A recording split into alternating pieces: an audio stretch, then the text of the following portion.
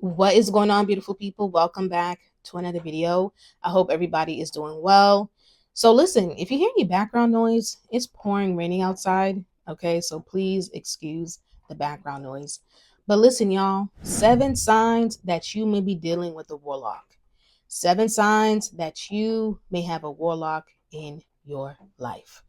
So if you haven't seen my other video where I talked about 5 signs that somebody in your life is a witch, go check that video out because this is kind of like a part 2. So for this video, I really want the ladies to pay attention and have their ears wide open because I feel like we usually hear more about witches and the things that they do to men, but there are warlocks out here just as much as there are witches, okay?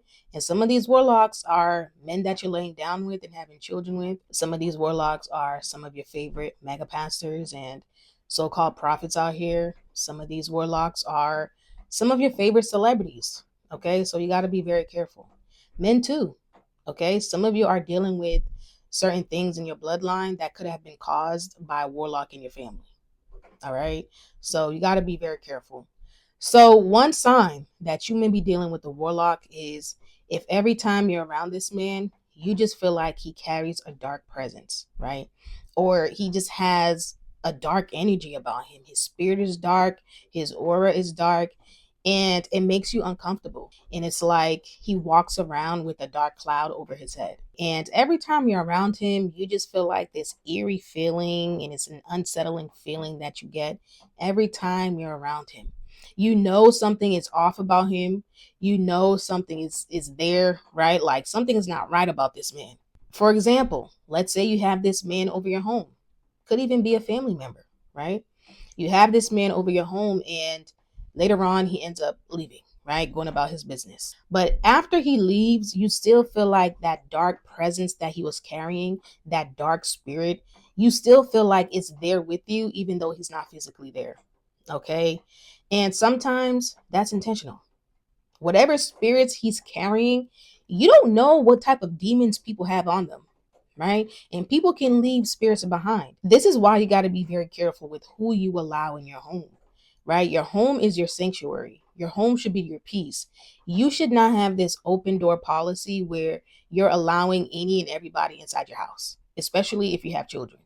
Okay, so you got to pray over your home, pray in your home, anoint your home, all of that. But let's say you have this man over your home and he ends up leaving, and now you still feel like that dark spirit that he was carrying is still there with you. And now you feel like the atmosphere in your home has shifted completely for the worse, right? You're starting to experience certain things that you wasn't experiencing before. Now you feel like you have the spirit of fear now. You feel uncomfortable in your own home. You feel like you're paranoid now in your own home. You can't sleep at night. You're having nightmares. You think you're hearing voices in your home. You're hearing the floor creak when you're the only one that's there and you're sitting on the couch, right? You think you're seeing shadows, like all these weird things start happening in your home, right? And these things started happening after you allowed this man inside your home, right? You wasn't experiencing these things before. So again, this is why you got to be very careful with who you allow in your home, and also just being very careful who you allow around you, right? Not even just your home, but who you allow in your life in general. Okay, but you may have made a covenant with this man and not even know it, right? You may have accepted a gift from him and that gift could have been cursed, or you may have slept with this man knowing that you had no business doing that in the first place. And now you created this soul tie with this warlock. Okay. And you wonder why your life is upside down.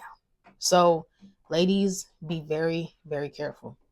Okay. Men too. Some of you got men in your family. You got friends who are probably warlocks. You got your father, your grandfather who are probably warlocks in your bloodline. And it may not just be this feeling that you feel, like this dark energy that you feel when you're around this man. It can even be a stench about him that you smell, right? Because that's the thing. There are people who know how to discern the demons that are operating people, like they know the mannerisms, they know the name of that demon. There are also people who are gifted where they can literally smell the demon that's operating somebody, okay? Because People who do voodoo and hoodoo and practice witchcraft and dibble and dabble into all that stuff, they have to do all these rituals and they're inviting all these demons inside of them. So sometimes it can even be a stench about this man that you smell. And you may be the only one that can smell it. And it's not just like a regular smell, like, oh, he just came from the gym, like sweat. Like, it's a strong odor.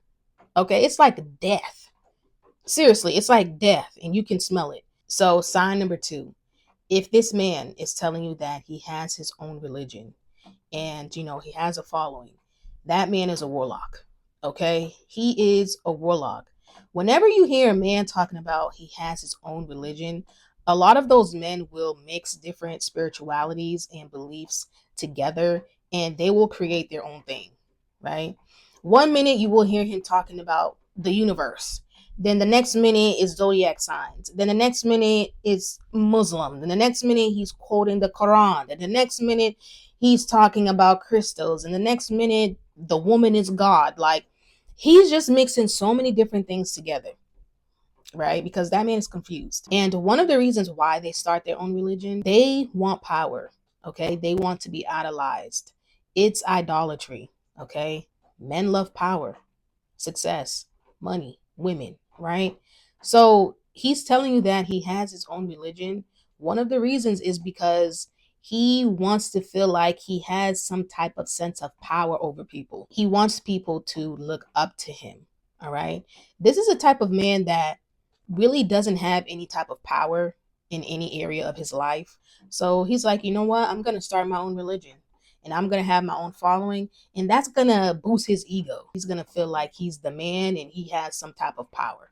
All right. But it's like he's being deceived. You're being deceived. Okay. That power is temporary. Whatever you're dabbling in, all that stuff is temporary and it comes with a price. Okay. So he wants to feel like he's the man. The one thing they might say is that they are God. That's another thing. I've seen plenty of cult leaders, some who have passed away now, who have claimed to be God in the flesh. They had huge followings. Okay, you can even look this up on YouTube. There were plenty of men claiming to be the Messiah in the flesh, like just straight up wicked. Okay, and they had huge followings and their followers really believed in them. Okay, so that's one of the things that some of these men will tell you is that they are God. I can almost guarantee you that he's dibbling and dabbling in witchcraft. He's doing things like ayahuasca. He's talking about the universe and the third eye. Oh, that's the big one right there.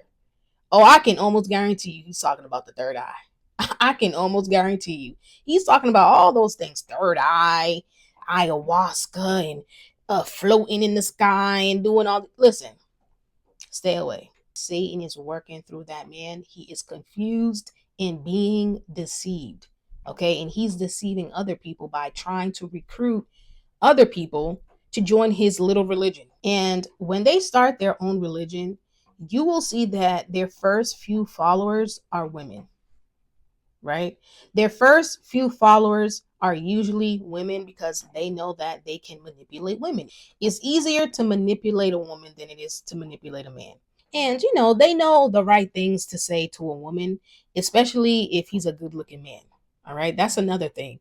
The same thing I said in my other video where I talked about 5 signs that somebody in your life is a witch and how witches can be beautiful, right? Look nice and all of that, right? Same thing for warlocks. They can look good too. They can look attractive, right? Dress well, all of that. So he may use his charm. That's what he's going to do. He's going to use his charm. He's going to use his words. He knows the right things to say to women. He knows what women like. So that's his way of recruiting women into being one of his followers. All right. You will usually see 9 times out of 10, if not 10 times out of 10, this man will have a line of women following him. A bunch of women wanted to sleep with this one man. And that's exactly how he initiates these women in. So sign number 3, ladies, this man will be attracted to your calling. He will be attracted to the assignment that God has on your life. He will try to slip right into your life to cause chaos, right? To try to stray you away from the calling that God has on your life. That's his assignment. So it's not genuine attraction. It's not that he really likes you. It's not that he really wants to marry you, okay? Because he's going to tell you all of these things that you want to hear, but he's not being genuine. He's trying to come into your life to literally finish you. That's what he's trying to do. They will see that you have a special calling on your life, or you have the light, and they will try to come into your life to cause chaos. All right. They have their own assignments. Those who work for Satan, they have their own agendas and own assignments. It's no different than what witches do.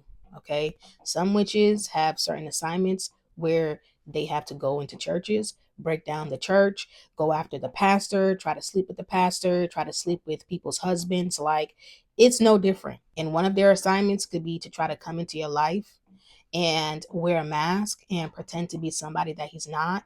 And that's exactly how he gets you. Do not fall for the physical appearance. Again, they will be attractive too. Forget the fact that he has a nice car. Forget the fact that he buys you gifts. Forget the fact that this man says all of the right things. Test his spirit. Okay? Test the spirit. Some of you may have dealt with a man like this before, where he said all the right things, did all the right things, but you had no idea this man had a secret agenda against you. You had no idea that this man was plotting against you from the beginning. From the beginning, the moment he laid eyes on you, I want you to understand that. Like, this is spiritual stuff. The moment he laid eyes on you and walked up to you and said hello, that man was plotting from the beginning. Man or woman, men may deal with this too, right? Where you thought this guy was cool, you thought he was your friend, but he was plotting against you the whole time. The whole time, right? So you thought this man was being genuine, but in reality, this man had a secret agenda against you the whole time. He came into your life to cause chaos. He came into your life to disrupt your life. He saw what you had going on. He saw that you have a calling on your life.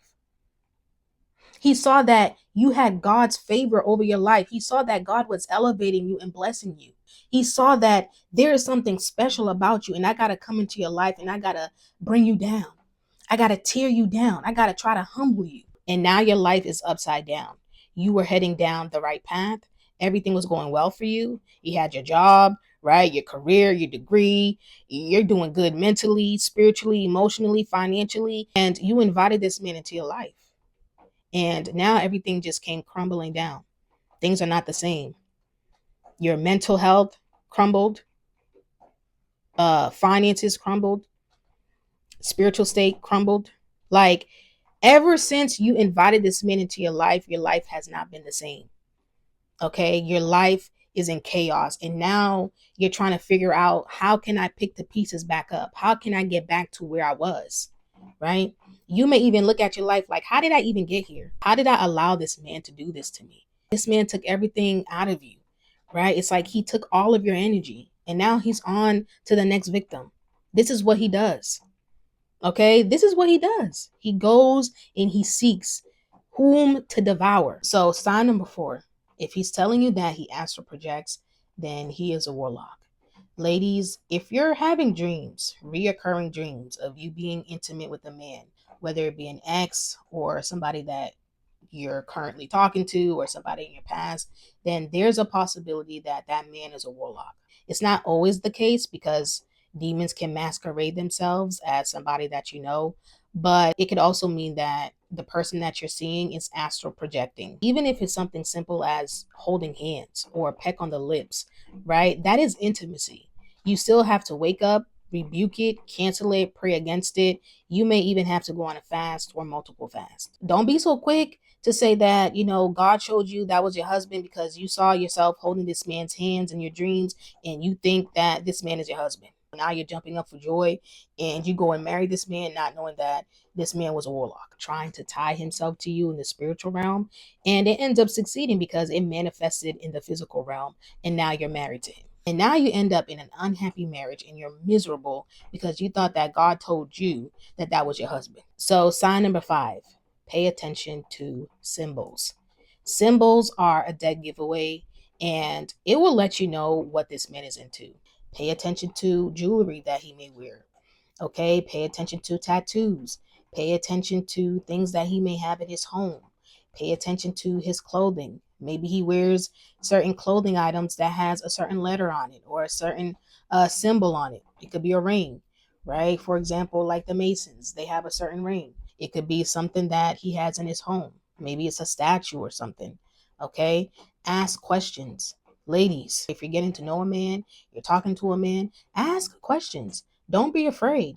If something doesn't seem right, if something is a little off, ask questions. If you see something like, hey, I see you always wear this ring. What does that mean? I notice you constantly wear this hat with this symbol on it. What does it mean? What does it stand for? Why do you wear it? Like, ask questions. Do not be afraid. And he's not going to tell you, yeah, I'm a warlock, right? So, of course, he's going to lie about it. Or he may tell you things like, there's nothing wrong with what I'm into and it's good and I'm not harmful and things of that nature. Listen, it's no different than what witches say when they say things like, we're good witches, right? Listen, just run. Sign number 6, mind control and manipulation. This man wants to manipulate people. He wants to have power over people.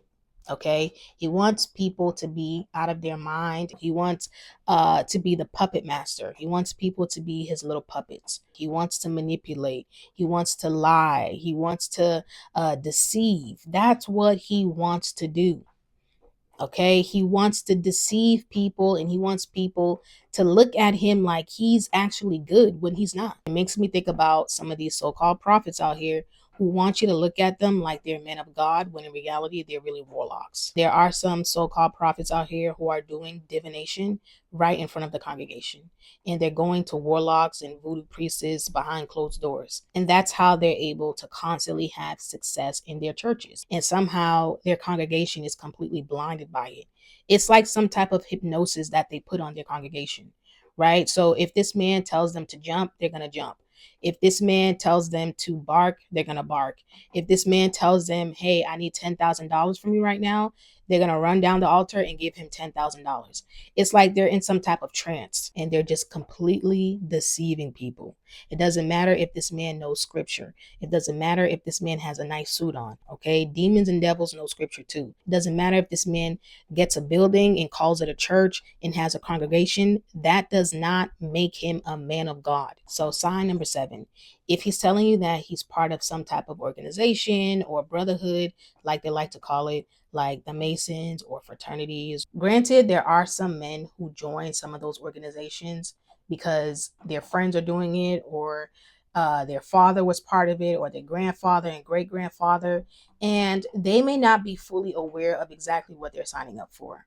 But if he's willing to come out of it and repent from it, then cool. But if he tells you, hey, I don't see anything wrong with this, it's a brotherhood, all the men in my family were part of this so-called brotherhood, and it's part of who I am, and I'm not leaving.